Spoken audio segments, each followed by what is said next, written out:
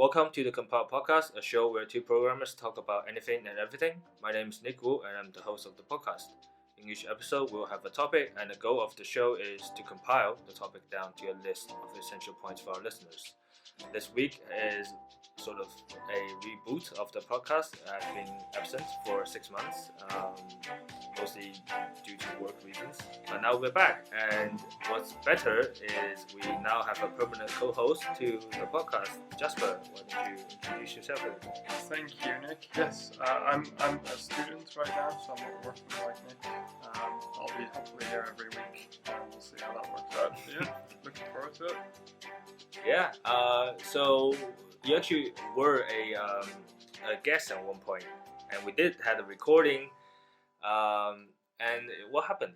As a traumatic experience, I'd rather not talk about it, but let's just say that you don't record audio on Windows Audio Recorder or whatever it's called. Yeah. Would not recommend, does not work. Yeah, and then funny enough, we just spent like 15 minutes trying to get this recording to work, essentially. We weren't getting any audio, and we're getting audio now, but in a very weird way. Not in a weird way like that. Just to sort of give a little bit more details on how the podcast should run. So what we have decided is we're gonna bring back the the weekly format, where we will try to create topics and then we'll talk about them. It won't necessarily be all technical or all non-technical. It's sort of whatever we want. So such is the liberty of not defining the podcast too tightly. Yeah, and this week we have a topic about developer health, which is the topic that we recorded together, and did not end up in the show, but we're gonna re-record it this time with a flushed out outline, so it's gonna look a little bit better. Hopefully. Yes. Cool. So this is still a very meta topic in terms of stuff that you would do to your day as a day-to-day developer. Both of us have been coding for a decent amount of time, whether as a student or now as a professional. But still, the health bit, or sort of the taking care of yourself bit, is sort of universal to everybody. That's right? universal, definitely. Like I'm obviously coming from a different perspective, as I'm not having to spend all day coding. I spend my day in the books instead. But it still comes down to kind of the same idea, where you want to focus on certain things at certain times. So yeah. Yeah. And I think I'm trying to think back to how it was when we were both studying, and what usually ends up happening is we will have assignments that are sometimes all tied together and then all due in the same week, and you get through, and during the semester you always get through these like waves of panic, and and you have to just like sit down and then cram for like days. I remember doing this for computer security at the last year of uni, and I think you were in that course as well. And there was like a few other people, Alex, who has also been on the show, and there was a couple of us were just like, oh shoot. Yeah, you get these interesting waves of absolute chaos, which does not spell well for your health, generally speaking. Yeah, and I've had episodes like that at work actually since that, and we're gonna like talk about a few stories. Before that, I want to sort of lead off with a point that as a developer, or you even as a normal human being, your health or your body is it's so very true that your body is your temple, and it's very important to it's literally how you feel, and then it will affect how you think, and lots of other things. And this is very true when also very agreeable when you say it out loud, but when you are put into your day-to-day tasks, and you get like other stuff piled on top of you, sometimes it's very hard to keep track of it. And I've had bad injuries happen because of this. And yeah, do you feel like people always need reminding of this fact that you gotta take care of yourself, and I know I sound really like a mom right now, but do you feel It that way? does come down to that fact. Like the second you don't take care of your health, your productivity just drops so much. And I don't think your manager won't like that, but as a person, that's not a good feeling either. So reminders are definitely a thing. I feel like at some point the reminder just kind of is forced on you in the form of pain. Oh yeah, Which like if you can sort of manage the reminders before then, that's always a positive one. yeah, So yeah, I would definitely say like that should be the highest priority. yeah. Because what are you gonna do if your health's not okay? Yeah, I can see that, and also I can see that bit, but to play the devil's advocate, the biggest sort of drawback that I've heard from people, or I felt so myself, is these are just like short bursts of like exertion, or like I've just got to work on this for like a day. I've just got to work on this for like a week or something, and then you sort of throw out all of your nice healthy rules, and you just like go, and then you become the most responsible person that's out there. I guess it's a matter of kind of keeping track. In the end, it's I think you've mentioned trying to set rules for yourself. Um, but I think routines are probably a better word to Yeah, use because routines, you're not saying, oh, every morning at 8 a.m. I need to do X. But you do need to have a routine where you say, okay, every week I'm doing X amount of exercise. And, at some higher level of aggregation, that should always add up because otherwise you're just not meeting the necessary goals. So yeah, I reckon it can be, and, obviously I'm looking at this as a student where I have a relatively chill life. I don't have a manager chasing after me. I just have bad grades chasing after me. yeah. Just for the record, if my manager is listening to this, my manager does not chase me. It's all good. Disclaimer. There's no tension at work. Like if anybody at work listens to this, don't take this the wrong way. No, but it's it is I feel like there is something to be said for almost having a little sheet on your doors where you can just like tick, oh, have I done this week? Have I That done is that an this week? excellent point. I've never used such system, and I think it's actually great because you can say like every week I'm gonna like basically zero out everything, and then Yeah. throughout the week if I've done this I'm gonna take it off.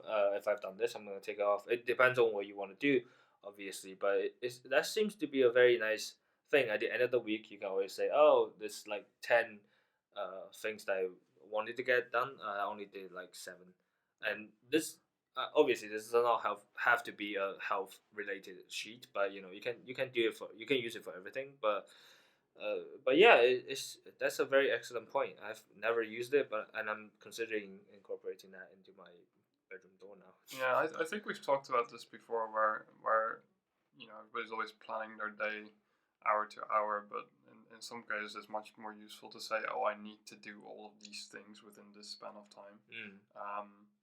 Every week I need to send my parents a message, and then it becomes less about having a rule. Oh, I'm gonna do that every Thursday evening. But if it turns out that Thursday evening you're busy, you can do it Friday afternoon instead. Yeah. Which is like that flexibility. If you don't incorporate that flexibility into your quote unquote rules, it becomes really hard to stick to them, I would say. Absolutely. I've always on the mindset of the opposite where I want to, because if you none of you will be able to see my calendars, but if you were to see it, it's very structured in a way where like at this time this thing happens, at this time this thing happens, and that's usually how I go about my day. But as you said, there are things that could happen, and that you possibly cannot plan for, and when that happens you won't be able to stick to your schedule or to your rules about health. That gets frustrating at first, but I think later as you go through life you understand that rules are sort of meant to be broken in a sense, right? And but they don't. It doesn't mean that the rules are not. They have no place to be there. It's okay. Some every now and then, if you just cannot keep up with what you set out to do, and that happens. Not. It does not say anything about yourself. It does not say anything about rules. It's just that stuff happened. But as myself, when when I'm planning things, I always keep the mind that I want to do the right thing for myself. I want to take care of myself, and these are the ways to go about it. And but also like now I've learned not to go too crazy when I like don't get my morning coffee or something. Like that's a bad example. That's such a bad example. I've cut out coffee in the morning now. So Oh, look at you. yeah, You're yeah, looking at them a bit more relaxed, definitely. yeah, definitely. Good way to go. Yeah. I thought of an example that happened at work. Not recently, but a while back. I think like about a year back. A lot of my attention has been on this particular thing at work, and I really wanted to get it done before the time. It's basically like a stretch in a tight project at school. And what ends up happening is I had to spend a lot of time at work just doing it, and also when you're concentrating on a problem, sometimes you forget everything else. And I did that for there's one particular day when I sat for 10 hours straight without moving, and the next morning I woke up unable to leave the bed. And I found out it was a lower back injury that I've sustained. I think you would remember it. Yeah, I because was you were on your way back up to Edinburgh. yeah. So that was a horrible time, and I had trips planned to Edinburgh, and I have to like sit on the train for 5 hours. So yeah, that was horrible. And then I think after that incident, it took me like about 3 months to like completely get it off. After therapies and whatnot. And then now I'm just like every 30 minutes. I used to have this timer thing that tells me to stand up and do and walk around in every 30 minutes. But now it's like it's built into my mind now. Just because like exactly what you said, the your body will tell you when it's like completely not okay. Yeah. And I've learned it the hard way to now always make sure not to sit too long, as we are about to like sit for an hour for this recording. But yeah, you know you need to sort of balance it every now and then, just to make sure never do it too extreme. Yeah. I think the great thing about this topic is that there's loads of like really nice rules of thumb and tools to help you. So you've got the standing up every 30 minutes, and there's I don't even know, it's the 20-20-20 rule or the 30-30-30 rule or 10-10-10, but basically every X minutes you should look at something in the distance for some time because it relaxes your eyes. Yeah, which is a very interesting one that really helps my eyes personally. yeah, And then there's loads of other weird small things you can do every yeah. X minutes. And I used to have what do you call it, one of those step counters. I don't know what you call it. The fitness tracker. Yeah, basically. essentially. Weird Yeah, one right now. I mean, it technically it tracked how much I walked, but what I liked most about it was that it would buzz every 20 minutes if I hadn't moved in a while. Like that was my favorite feature. The thing would run for months on a battery, so I wouldn't have to worry about it. And, like Nice. every 20 minutes, it would just give me a buzz, and I'd get up, get some water, Yeah. get coffee. Yeah, that's generally what I'm doing right now at work. Where it's funny how this came about. I'm a fan of tea, so I have like lots of tea stack at work. One benefit of drinking tea is you gotta get up and go to the bathroom quite often, because Yeah. they go through your body pretty quickly. And I always will just refill a cup, and then usually is around 30 minutes my body will digest the tea, and then I have to go and also to refill the tea, because I also like tea, and this ends up being like a good natural cycle. Yeah, a good cycle to get me hydrate, not stay at a place too long, and also have like some caffeine in my body.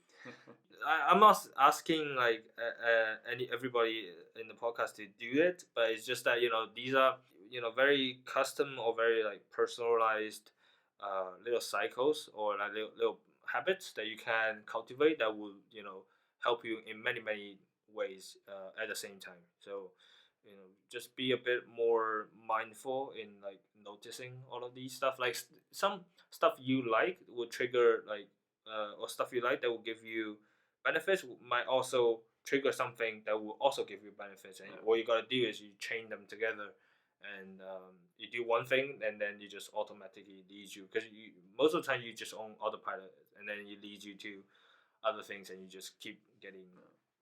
It's like Mario, you just run through, I run think through the. I think this has some additional benefits as well, because I'm very much a person that stares at code for hours on end, not knowing what's wrong with it, and honestly, getting up, walking away, getting some tea, even those 2 minutes helped me reframe so many things. Oh yeah, And definitely. people have always been saying that if you want to increase it even more, have a chat with someone, like not even talking about the specific topic, but literally just talk to someone. Yeah.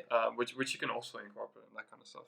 And then one thing I'll add to it is stretch. Stretching is such a Oh godsend. yeah. Like literally just bending your elbow in front of you. It's so nice. That's very very true.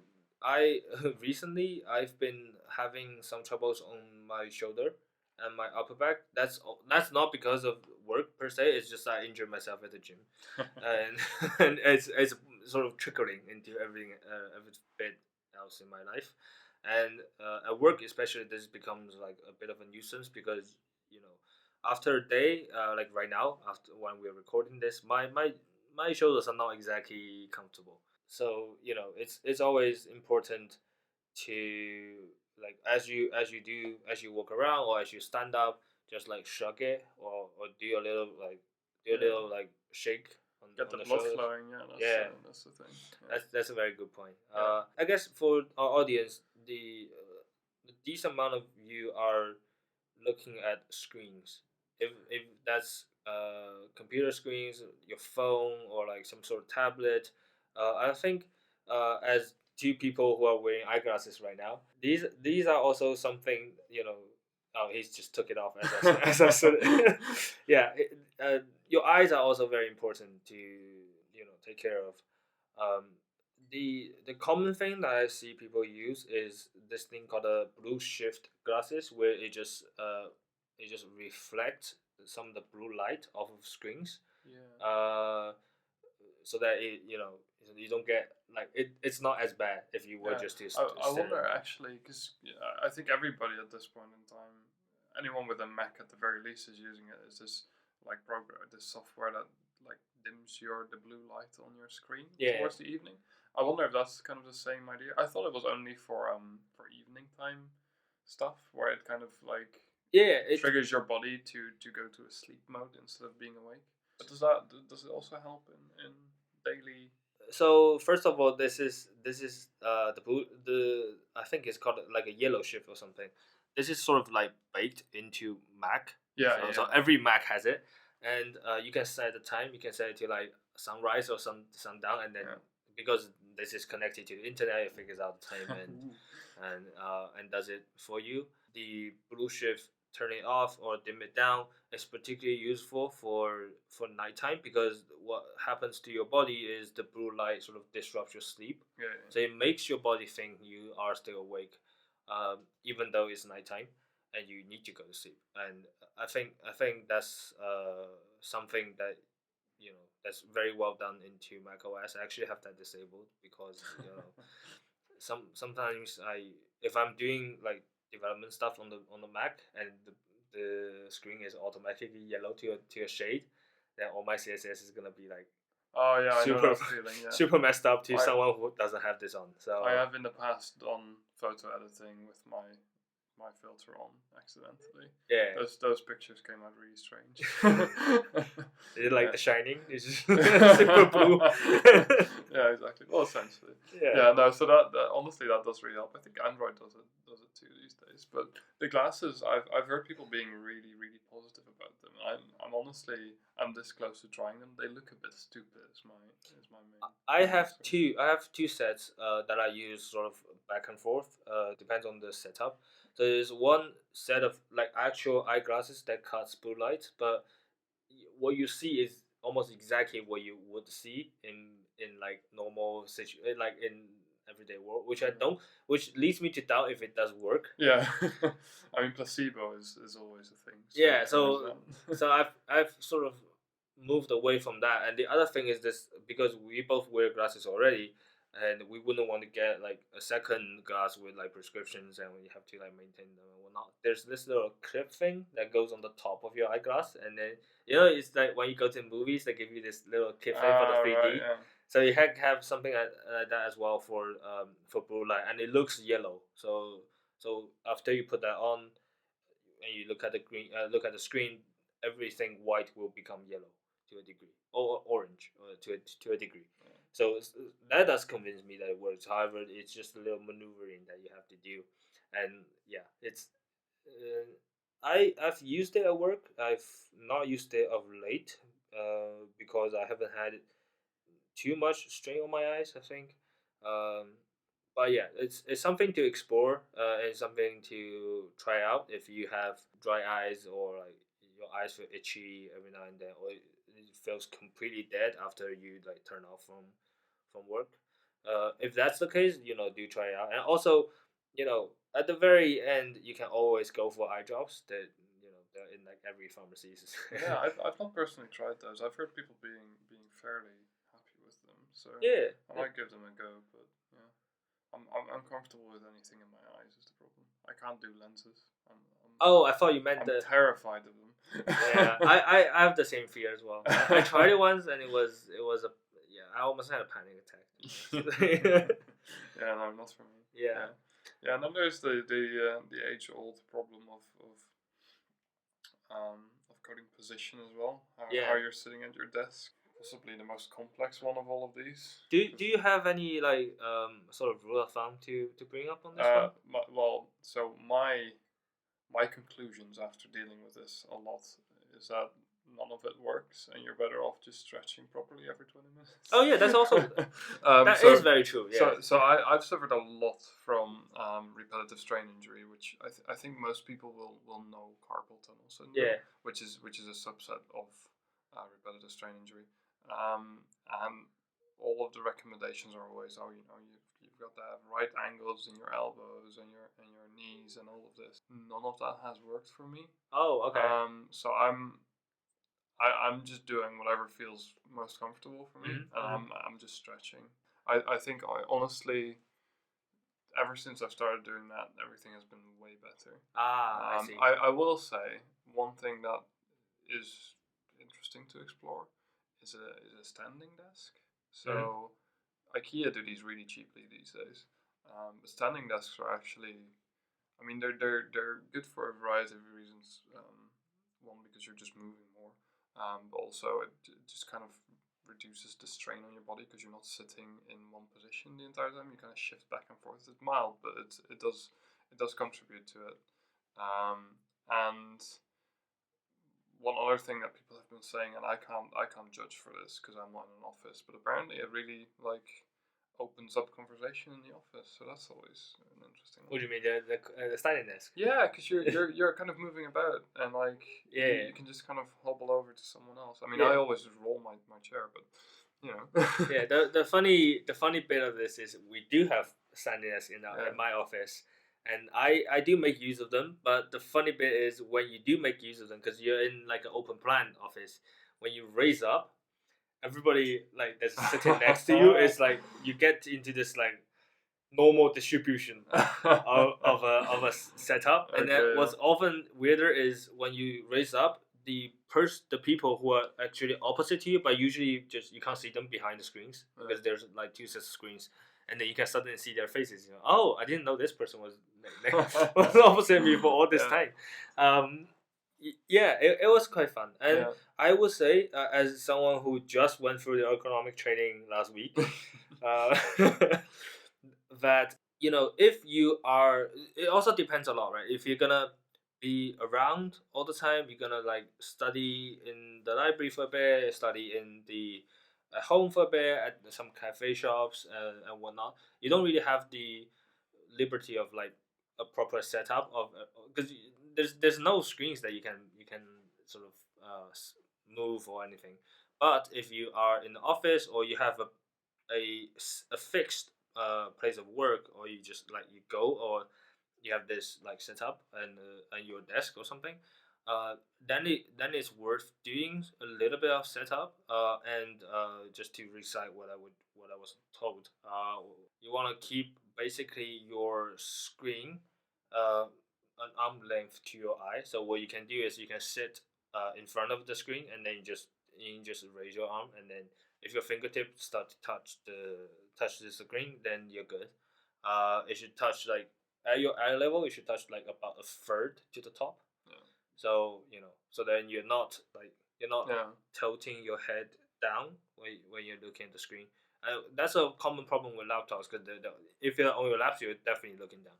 Yeah, no, that's the one thing that I have adopted in my setup. All of the chair business I've not bothered with. Yeah. But having the screen at a proper height does really help. Yeah. So I that's also suggest for laptop users, put it on a stand thing, external keyboard, and just put your laptop up because that is, you can get them super cheaply. They're super light. We're actually recording this with like on the laptop, and it's just in laptop on the table now. But next to it, we do have a setup that's sort of a bit more friendly to people.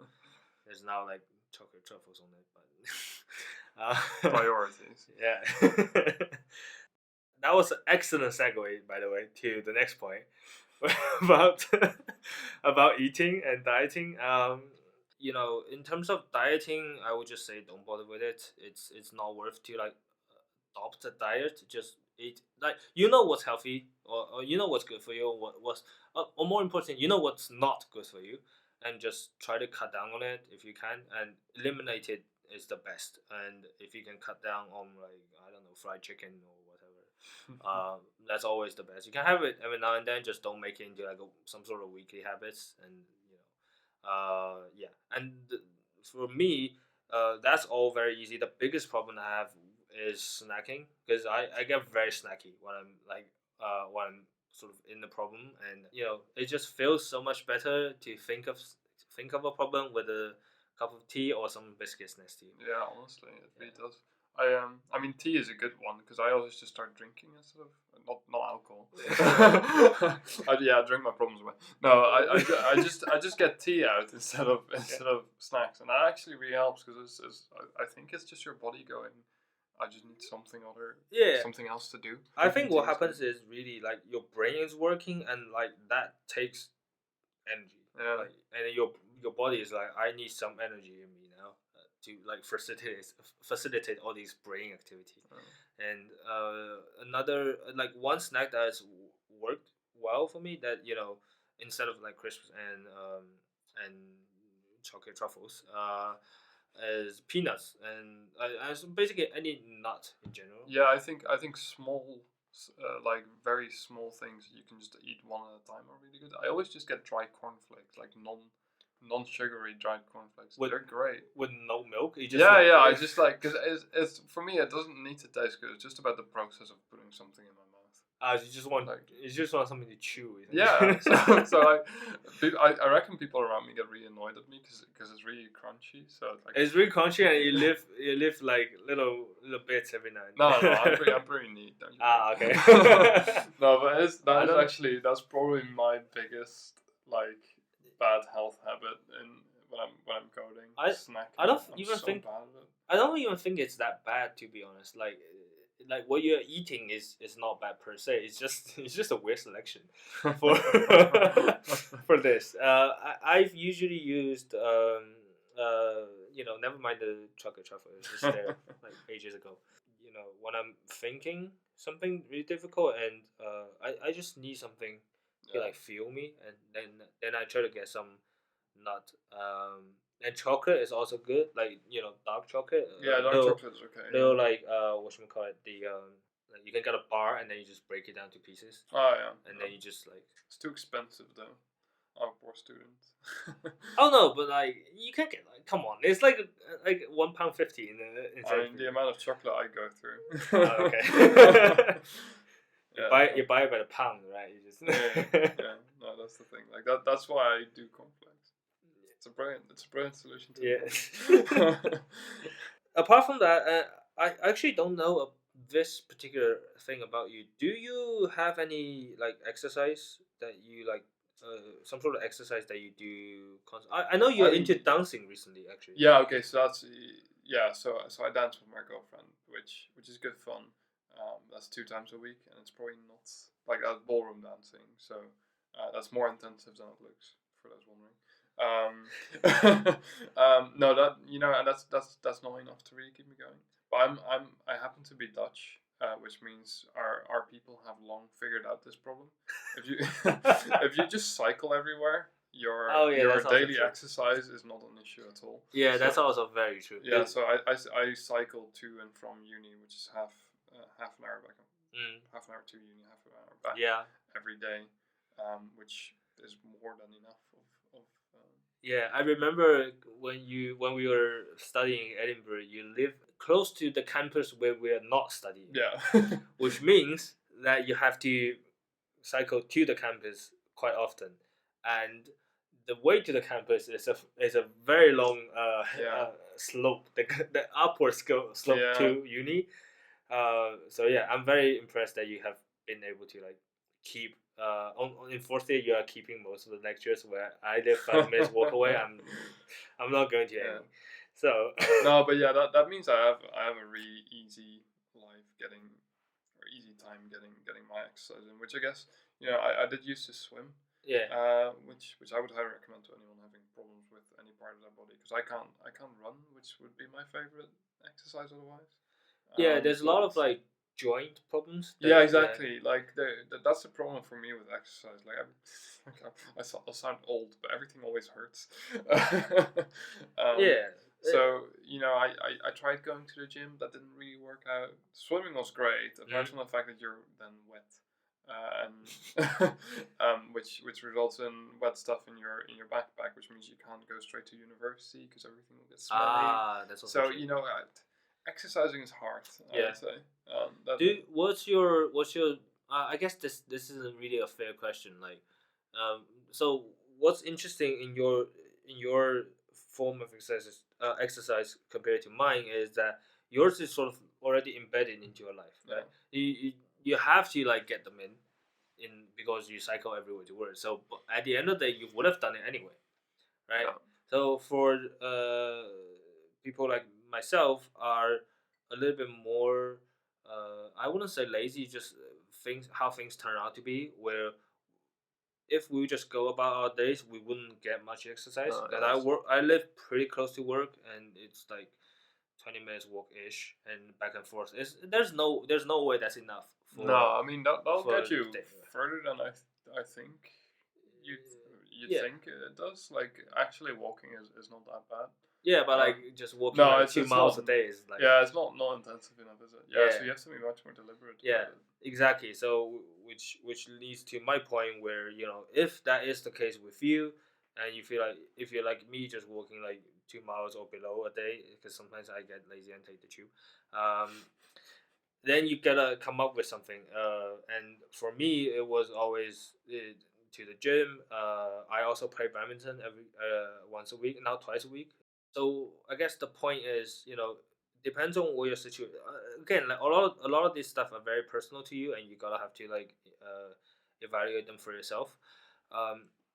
If you are getting enough exercise or like you think you're getting enough like exercise by your day to day tasks or like what you do, then it's probably fine, and you don't need to put much more onto that. And if not, it's always nice to pick up some sort of activity. There's loads of like for someone who has like maybe knee issues or shoulder issues and stuff. There's loads of other activities that will suit you. It's just a matter of like going out and trying to look for them. And I think the sentiment is like, how should I say this? It does not even feel that good to be lazy, because what I feel like what's happened to me is like I have some stuff that I have some exercise that I need to do, and sometimes it gets very intense that I want to like skip it because I'm lazy, and I did that, and it doesn't even feel that good. Like no, it makes you feel I bad, can stare. Yeah, I'll stare at the clock and be like, this is the time when I'm supposed to be like running treadmills, and it's like now I'm sitting here I'm comfortable, but it's like also not comfortable in like in the mind. And I feel like in the long run, it actually pays off to go do exercise then anyway. Because if you're busy enough that you don't have time to exercise, that's probably where you need the exercise the most anyway. yeah, Because like getting that blood flowing and getting some oxygen into your head, yeah, actually, that's such a big deal. So definitely. and I would say exercise can be fairly rewarding. I really enjoy it. So when I was swimming in classes mostly, Mm. which meant that we didn't specifically have any goals. But when I went to the gym, I was rowing every time I went there, and I could set myself goals for like distance or time spent rowing. And actually, improving that every single time is super satisfying. So Yeah, progression is always like yeah, like so encouraging. if you're gonna do that, set yourself goals because that's the satisfying part about exercising. It's not the exercise, or at least for me, it wasn't the exercising itself. It was actually seeing the progression. Yeah, Um, for sure, for sure. you know, But yeah, I always go the other way. So I've set goals, but like is the weight I want to see go down. So I always set goal my weight, on my body weight, and I want to see it all right, yeah, go yeah, down. yeah. But yeah, it's the same. It's the same concept. You want to like give yourself tiny rewards, and just like cheer yourself up every Yeah. now and then. And you can do that by setting like milestones and goals. Because that's more objective. You have achieved this, and this is shown on a scale, or like this is shown on the screen that you can see, and that's very encouraging for you to keep on and do more. So yeah, definitely try to incorporate something in if you're if I think for most people the chances are they're probably not cycling to work or running 5 miles. And even if you are, like, there's no harm to look for something that just enrich your life, right? It Yeah. just like gets an extra bit of activity that's in your life. And you don't want to be like too single-minded in that regard. You want to be a little bit diverse on what you do. Yeah, uh, for sure. Yeah. yeah. And the last point that I have here is mostly about sleeping, because I don't think as many people realize this. Since I've bought a sleep tracker. My fitness tracker actually tracks my sleep as well, and since that I've noticed that the days when I feel the most like crap are the days where I'm getting a very low sleep score. Yeah. I can see a direct correlation on how well I'm sleeping, and how well I'm going about the following day. Yeah. Um, This is actually a thing I care about a lot. 'Cause yeah, I don't think people realize what, and then if we're specifically talking about coding and computers, I don't think people realize what computers do to your brain in the evening. uh-huh. Like my part-time job basically means I work till 11 p.m. in front of a computer. Yeah, And I have to properly step away from the computer for an hour before I can sleep. My brain will actually it's just hormones and stuff. My brain will just not start generating the right or destroying the right hormones. yeah, for sure, for sure. Like it's ridiculous how much of a difference that makes. Yeah, I've had some nights where it comes around 10 o'clock, and I just decide to like watch a movie on Netflix or something, and then it completely just Yeah. disrupts the sleep for. And it's also some sort of like action movie that you get really excited about, and you just lie awake and you go, oh that Yeah. kung fu movie was so cool, and it's just Did lying you- in bed at 2 o'clock in the morning thinking that. Yeah, get your heart pounding. That's Yeah. not what you want. No. Yeah. So speaking of that, I actually did a tiny episode on like morning and night routines. I'm curious about what you do. You have a particular sort of night routine or? Yeah, so I have a very well integrated routine. Oh, So- nice. Tell us so- about it.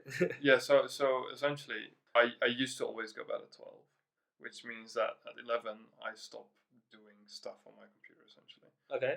So that was always the goal. And then I've got smart lights in my home, which slowly dim towards the end of the night. So towards like 11, they dim, which it's just like your computer screen turning a bit more orange. It just helps your body kind of get in the mood, if you will. And then waking up, I use the same smart lights to just wake me up with light as opposed to an alarm. So my girlfriend doesn't wake up to that at all, but it just wakes me right up, and I don't need an alarm, which is such a bother. and I find that to be absolutely amazing. It's it's so much nicer to wake up naturally and not with like a bam bam bam. Oh, that's exactly what my alarm is. Honestly, so that's such a traumatic experience. So yeah, no, so I really care about this, and I think there's a lot of really cool stuff out there these days you Yeah. can use to help you, like get your sleep routine Yeah. very well sorted. Just to ask a little bit more deeply, is there any particular activities before going to bed that you would do? Like I'm not talking about like brushing your teeth, but like, or is it like, oh, do you feel like, oh, I gotta like tell myself, now it's time to sleep. I'm gonna like not worry about things. And is there something like mentally like that, or is some like activity actually? Yeah, I mean, for me, it just means that I don't use my brain in like the last half hour or so. Uh So I can't do university work. I have to say then. I mean, in the first place, I'm not that productive at that point in time. But the main thing is I need to stop thinking because if my brain will just keep rambling if I don't stop. I see. Apart from that, I don't. I can't really do meditation. I don't. That just Yeah. doesn't work for me. I used to play the piano before going to bed. That's very relaxing. Yeah. Because it doesn't really require much thought. It's just kind of you do it. But no, I don't think I have any specific, little things I do that really help. No, it's just so curious. It's just hot milk and honey, absolutely amazing. That's the one thing. I don't do that often, but every now and then. Every now and then. Yeah, no, that's real nice. I need to try that at some point. I've had hot milk, but I've not had it with honey. Oh, it's absolutely it's great. I mean, the sugar probably doesn't help in sleeping, but I'll just go with placebo there. It's glorious. It's also funny that you mentioned piano because I'm trying to learn to play the guitar. And I know a few songs, and recently what I found was quite interesting is that before bed I would just sit down in the living room and just play like a song or two and that I know of, and that's like easy enough. I don't need to like worry about it too much, and I think the sound of guitar is like really soothing to me, for at least for me. And Your neighbors don't agree. No, but like the guitar is like light, right? It's better I didn't bust out my saxophone, rock the whole building. Yeah, but I found like some music with like some instrumental music helps me personally. For my friend at work, they've used this app called Headspace, which is a meditation app, but it also has this thing called Sleepcast, where it's like I don't know how to describe it. It's like someone who's just narrating very slowly and calmly, with paired with some like white noise, or because I never remember one of the episodes on the Sleepcast was like 30 to 50 minutes long, and it was just like night on the prairie, and it just like says, oh, there's the moon, and the lights like the moonlight is shining down on the grass, which is like completely empty, or like it just like says things. That sounds really relaxing. Yeah, I used to do audiobooks. I sleep great to those, but I feel really guilty for not paying attention to the book. Because I just fall asleep. Yeah, I would do that, but on the book that I've read, like I've listened to already. Yeah, okay, that's I wouldn't go about that on a new book, but yeah. So there's many ways that you can do, and for those of you who are a little bit more interested in this topic, there's a book out there called Why We Sleep, and it just goes into more detail about like what happens in your sleep, and some of the techniques that you can use. And I've not read this book per se, but the author came down once to do a talk.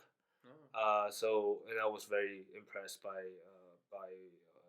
the content, and so definitely check it out if you can have access to it, or you can just like buy it on Amazon or something. I'll try to link it in the show notes.